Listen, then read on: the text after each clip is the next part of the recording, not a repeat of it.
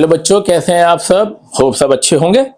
और मैं राहुल आनंद, आपका मेंटोर, आपका मैथ्स का टीचर, आ गए अपनी अगली क्लास मैट्रिसेस की। मैट्रिसेस के अंदर 2 क्लासेस हमारी हो चुकी हैं और आज की क्लास के अंदर हम क्या करेंगे? 3 क्लास हो चुकी हैं। आज की क्लास हम क्या करेंगे? ऑपरेशन ऑन मैट्रिसेस में हमने ये 2 पार्ट कर लिए, equality, addition, subtraction.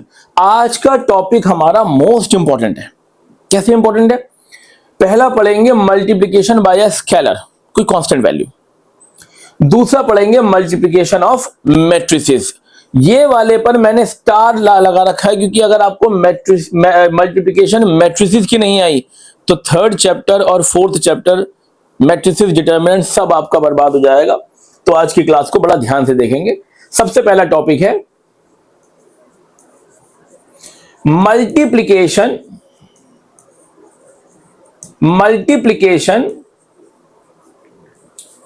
Bye a scalar value. Scalar वो वैल्यू होती है जिसकी डायरेक्शन मैटर नहीं करती, ठीक है जी। हालांकि मैं फिजिक्स नहीं पढ़ा रहा हूं।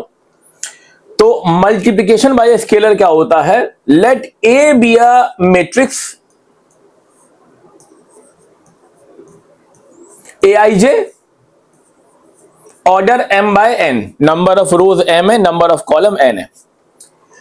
अगर मैं इस मैट्रिक्स को किसी कांस्टेंट से मल्टीप्लाई करूं, let it be k, then each and every element of the matrix is multiplied by the same constant। ना ऑर्डर पे फर्क पड़ेगा, ना रोज पे, ना कॉलम पे, हर एक एलिमेंट को सीधा सीधा मल्टीप्लाई कर देना। जब तक एग्जाम्पल नहीं दिया जाएगा तब तक क्लियर भी नहीं होगा। तो A एक मैट्रिक्स है, 2 -1 0, 7 2 4। ऑर्डर कितना है? 2 रो 3 कॉलम। क्या ऑर्डर से फर्क पड़ेगा? इस वाले टॉपिक पे नहीं पड़ेगा। अब मान लीजिए कोई भी एक कांस्टेंट वैल्यू, कोई भी बोल लीजिए, मान लीजिए 5 multiply by A, then each and every element must be multiplied by 5। 2 into 5 10, -1 into 5 -5, 0 into 5 0, 7 into 5 35, 2 into 5 10, 4 into 5 20। हर एक एलिमेंट उसी कांस्टेंट से मल्टीप्लाई हो गया। होप ये बड़ा सीधा सा आसान सा टॉपिक है, ये आपको समझ में आ गया होगा। और अगर समझ में आ गया तो लीजिए एक छोटा सा होमवर्क ले लीजिए। 7 - 2 - 9, 0 0 -2 -5 6 8। Multiply this matrix bye -3। और होप आपको ये समझ में आ रहा होगा। Each and every element must be multiply by -3 और आउटकम आपका आ जाएगा। चलिए, ये तो हो गया छोटा सा आसान सा नन्ना सा टॉपिक। अब आज का मेन टॉपिक है जिसके ऊपर आप समझ लीजिए कि एनसीईआरटी का एक एक क्वेश्चन करना है, एक एक क्वेश्चन करना है जो भी मल्टीप्लिकेशन पे बेस्ड हो। तो मल्टीप्लिकेशन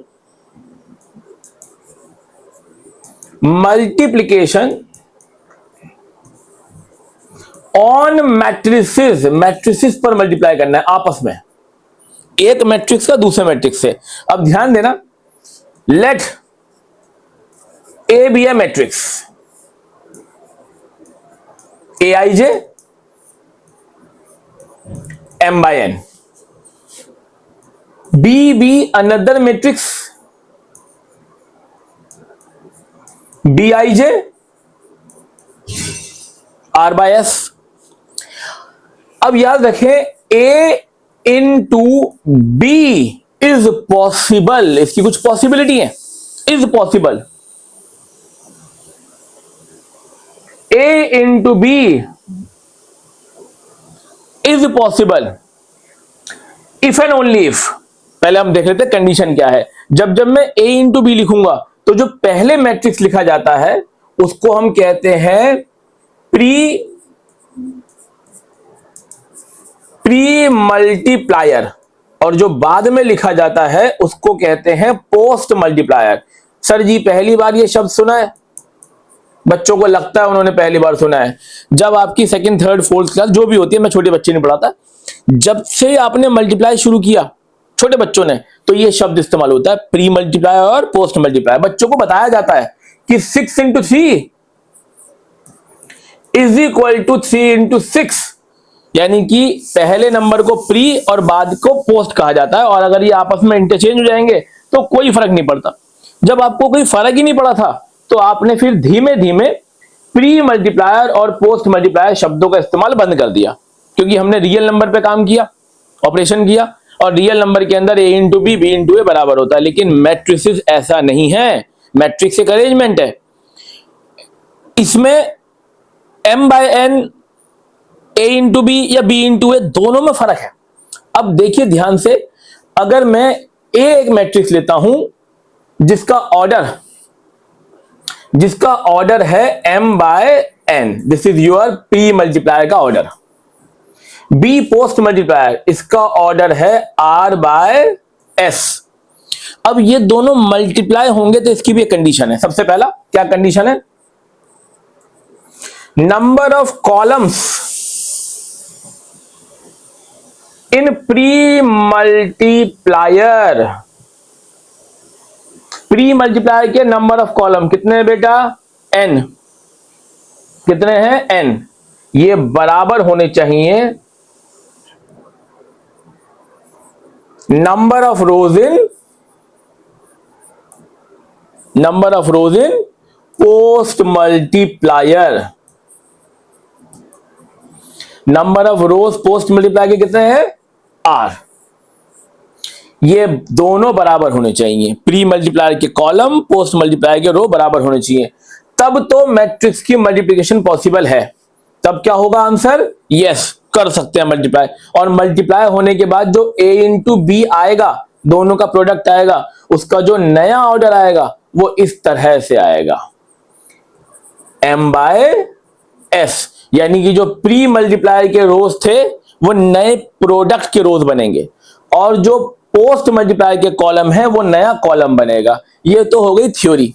और मैथ्स में फिर से ये होता है कि भाई थ्योरी से आपको अंडरस्टैंडिंग नहीं होगी, कंप्लीट नहीं होगी, कुछ हद तक समझ में आएगा। तो एग्जांपल देखिए क्या है। लेट करते हैं एक मैट्रिक्स 2 माइनस 2 1 3। बेटा ऑर्डर कितना है? 2 बाई 2। बी एक और मैट्रिक्स है 1 2 3 3 माइनस 2 0। ऑर्डर कितना है? 2 बाय 3। इसमें 2 रो हैं और 3 कॉलम है। तो सबसे पहले तो ये जांचिए कि a इंटू बी पॉसिबल है कि नहीं है। तो a इंटू बी पॉसिबल है या नहीं है? a का ऑर्डर क्या है? 2 बाई 2। b का ऑर्डर क्या है? 2 बाई 3। अब दोनों की रोज और कॉलम, पहले वाले के कॉलम और दूसरी वाली की रोज बराबर है। तो yes, matrix multiplication is possible. और जो नया ऑर्डर आएगा वो क्या आएगा? 2 बाय 3। नया ऑर्डर क्या आएगा? 2 बाय 3, यानी कि जो मल्टीप्लाई होके नया मैट्रिक्स आएगा उसमें रोज 2 होंगी और कॉलम 3 होंगे। चलिए कैसे होंगे ये देखते हैं। दिस इज इंपॉर्टेंट कि कैसे होंगे। a इंटू बी, a है 2 माइनस 2 1 3। बेटा b क्या है? 1 2 3 3 माइनस 2 0। मैंने ऐसे रैंडमली सिलेक्ट कर लिया नंबर। अब कैसे मल्टीप्लाई करेंगे ध्यान दीजिएगा। पहली रो पहला कॉलम, पहली रो पहला कॉलम कॉरस्पॉन्डिंग एलिमेंट से कॉरस्पॉन्डिंग एलिमेंट की मल्टीप्लाई, यानी कि पहले एलिमेंट की पहले से, दूसरे की दूसरे से। देखिए एक तरफ हम रो में चलेंगे और एक तरफ हम कॉलम में चलेंगे। तो देखिए 2 इंटू 1 2 इंटू 1 2।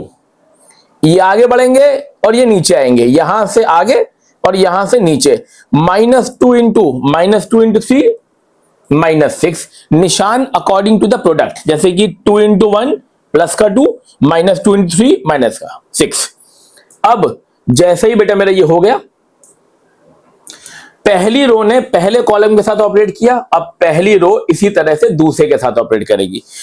हर एक रो एक एक करके सभी कॉलम के साथ ऑपरेट करेगी। कैसे करेगी? पहले का पहले से 2 इंटू 2, 2 इंटू 2 4, एक आगे बढ़ेंगे एक नीचे आएंगे, माइनस 2 इंटू माइनस 2 प्लस 4। अब फिर से क्या हुआ? पहली रो का दूसरे कॉलम के साथ ऑपरेशन हो गया। अब पहली रो का तीसरे कॉलम के साथ ऑपरेट करेंगे हम सेम मैनर में। पहले एलिमेंट का पहले से 2 इंटू 3 6, एक आगे एक नीचे, माइनस 2 इंटू 0 0। काम हो गया पहली रो का सबके साथ। देखिए एक रो ने एक एक करके तीनों कॉलम के साथ ऑपरेट कर दिया और इसका काम खत्म। अब दूसरी row, second row first column same, पहले का पहले से 1 इंटू 1 1, एक आगे एक नीचे, 3 इंटू 3 9। जब एक रो पहले कॉलम के साथ ऑपरेट करेगी, इसी तरीके से हर कॉलम के साथ करेगी। अब दूसरी रो दूसरा column 2 into 1 2, 3 into minus 2 minus 6। Last आपका आ गया, लास्ट बिल्कुल स्टेप है, दूसरी रो और तीसरा कॉलम सेम मैनर में 1 इंटू 3 3, 3 इंटू 0 0। होप आपको ये समझ में आ रहा होगा। हर एक रो एक एक कॉलम के साथ ऑपरेट करेगी और उसके बाद देखिए आउटकम क्या आता है आपका। यहां पर देखिए 2 minus 6 minus 4, 4 plus 4 8, 6 plus 0 6, 1 plus 9 10, 2 minus 6 minus 4 और 3 प्लस 0 इज 3। ए और बी का प्रोडक्ट ये रहा। और जैसे कि मैंने बताया था कि नया ऑर्डर क्या आएगा, कितनी रो हैं 2, कितने कॉलम हैं 3, और यही मैंने आपको बताया था कि नया जो ऑर्डर आएगा वो प्री मल्टीप्लायर की रो होंगी और पोस्ट मल्टीप्लायर के कॉलम होंगे। और ये आपका आंसर आ गया। इसके ऊपर बच्चों इतनी मेहनत करनी है कि ये टिप्स तो होना चाहिए। मैं कभी भी ये वाला स्टेप नहीं करता हूं, ये समझ लीजिए। मैं ये देखता हूं और यहां ऐड करता हूं माइंड में। तो आपको भी ऐसा ही करना है, बट कि पहली स्टेज पे नहीं होगा, धीमे धीमे प्रैक्टिस करेंगे तो हो जाएगा। अब एक और सवाल, अगर मैं b इंटू ए करता तो क्या सेम रिजल्ट आता? अगर मैं b इंटू ए करता क्या सेम रिजल्ट आता? इस केस में b बन जाता मेरा प्री मल्टीप्लायर, b बन जाता मेरा, और a बन जाता मेरा पोस्ट मल्टीप्लायर। अब ध्यान दीजिए b का ऑर्डर था 2/3। देखिए b का ऑर्डर था 2/3, जबकि a का ऑर्डर क्या है? a का ऑर्डर क्या है? 2/2। अब ध्यान दीजिए प्री मल्टीप्लायर के नंबर ऑफ कॉलम है 3, जबकि पोस्ट मल्टीप्लायर के नंबर ऑफ रोज है 2। क्या ये बराबर है? नहीं, ये आमने सामने ही बराबर नहीं है।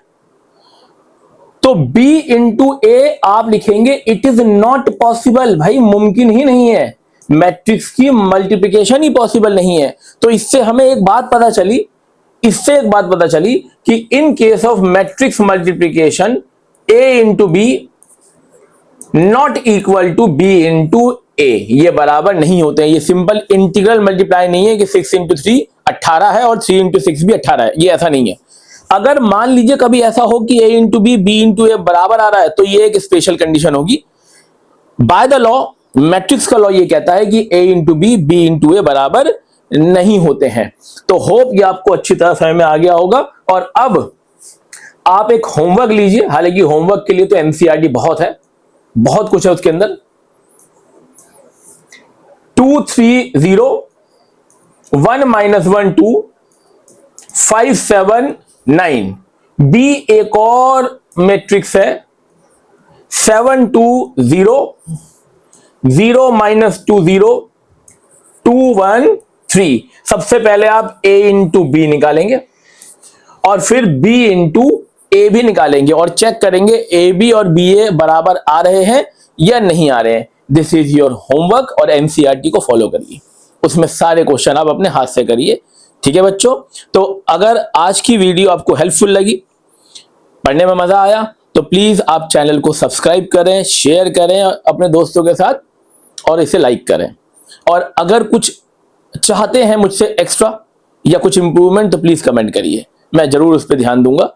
और आज के लिए इतना ही, अगली वीडियो में मिलते हैं जल्दी। Thank you very much, God bless you all.